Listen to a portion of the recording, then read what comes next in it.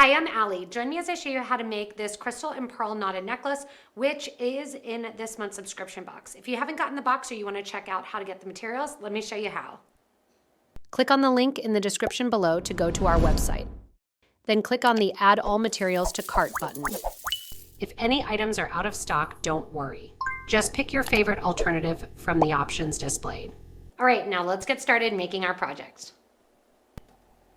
All right, if you've never done pearl knotting before, this one is for you. I'm gonna show you the materials that I have and then we'll go into them. And then the pattern's kind of up to you. Material-wise that you're definitely going to want is some knot covers or bead tips. And these, the ones that I'm using, have a little loop on them. We are going to be putting our knot and starting our end with that. And then I also have a lobster clasp here, as well as some rings that are in there that we'll be using as well. In addition to that, I have my silk cord. I'm using a size 6 cord, and that is going to already have on it your needle attached. So when you take it out of the package here, you can see the needle's bent down in there.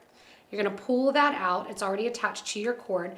And what you're gonna do is take the entire thing off your spool, and then you're gonna give it some pulls and some stretches to kind of pre-stretch it before we go in and knot. I also have a half strand here of some 4x6mm pearls that are gonna work as almost spacers in between my knotted crystals.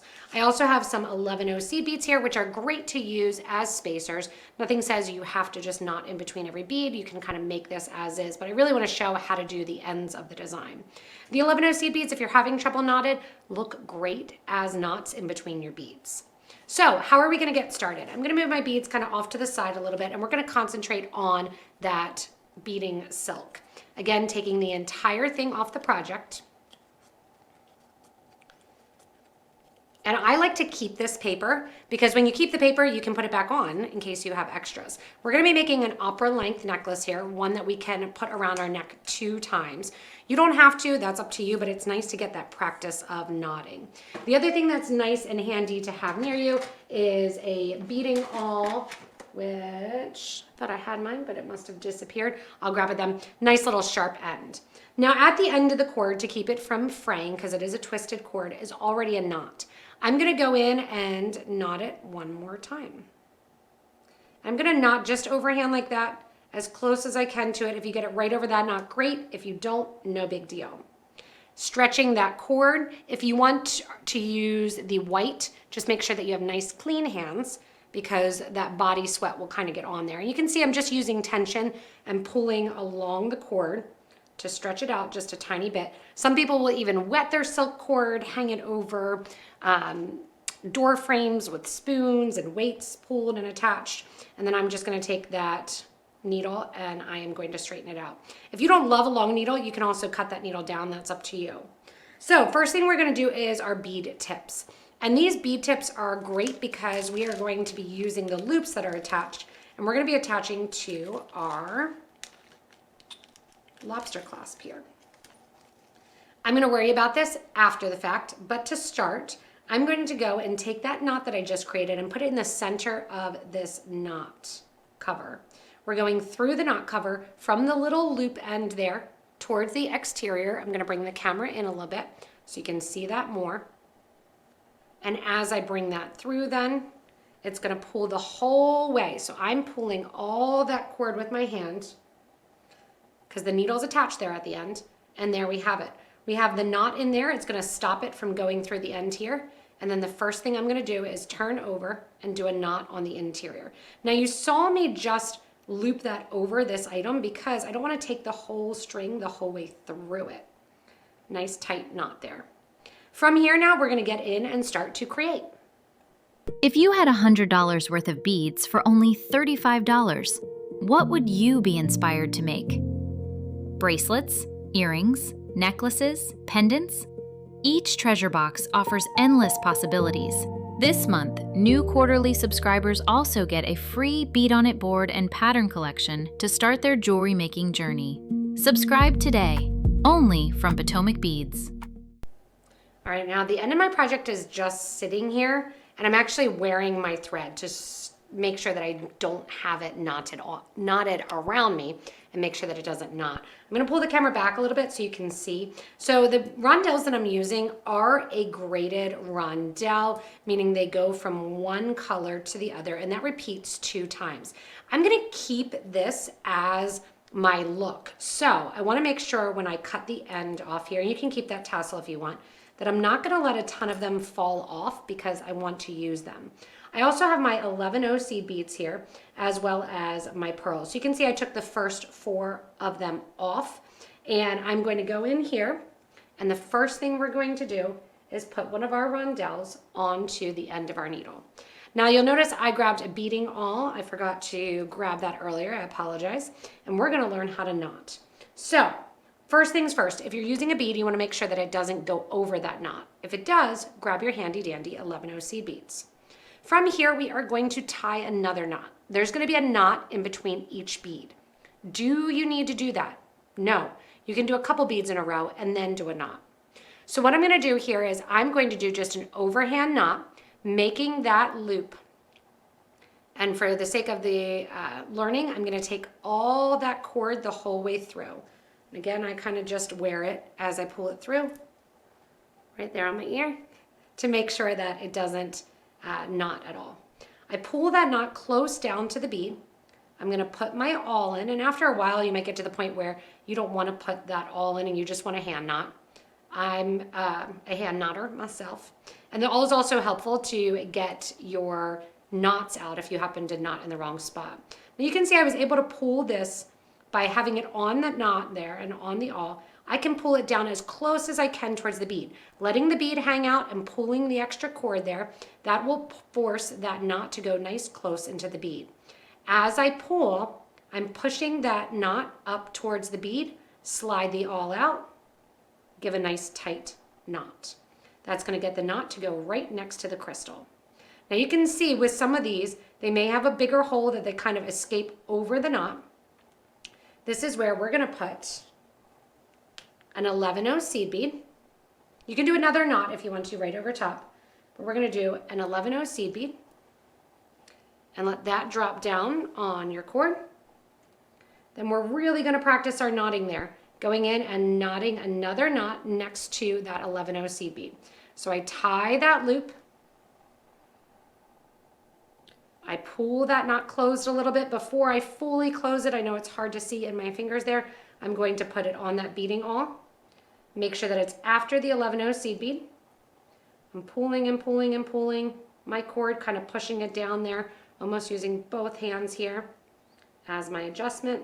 In that goes, out that knot goes, and done. Now I'm gonna pick my next bead, and we're gonna go in and do the exact same thing. That's all it is it's going in, grabbing that crystal, doing a knot, just an overhand knot, pulling all that cord through, putting the awl inside of the loop that you've made inside that knot, getting it down next to your crystals, nice and close, pushing the awl against the bead, pulling on the cord, letting it escape, and that's it. Add my 11-0 seed bead and continue on with the pattern. So I'm just going to continue on doing this same pattern of a knotted bead, an 11-0 slipped on, the knot after it. So what I do when I hand knot now to show you is I make my knot.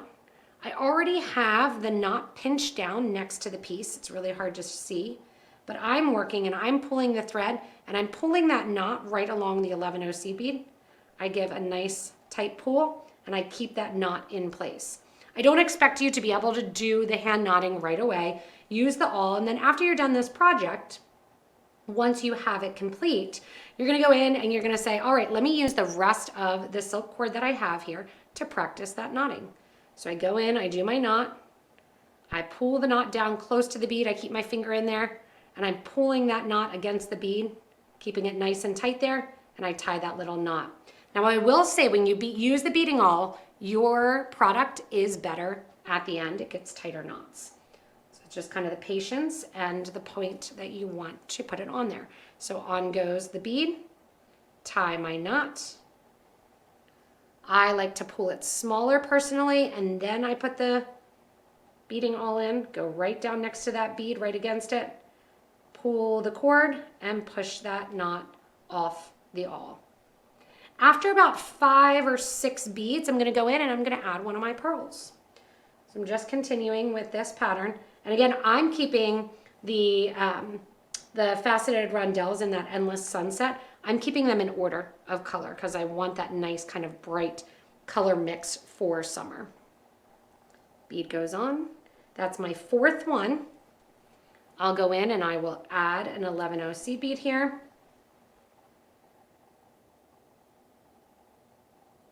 And then after I add the 11-0 seed bead, I'll add a 5th bead, and then I'll pick up one of my pearls. Again, I do that knot, just the regular overhand knot, and I hold right after the bead, get my beading awl right in there next to my seed bead, push it up next to my seed bead, pull your cord, pull your awl out, and there you go. We're just going to continue to do that, again, the whole way. I've got 4 on, I'm going to do a 5th, and then I'm going to do the same thing with my pearl.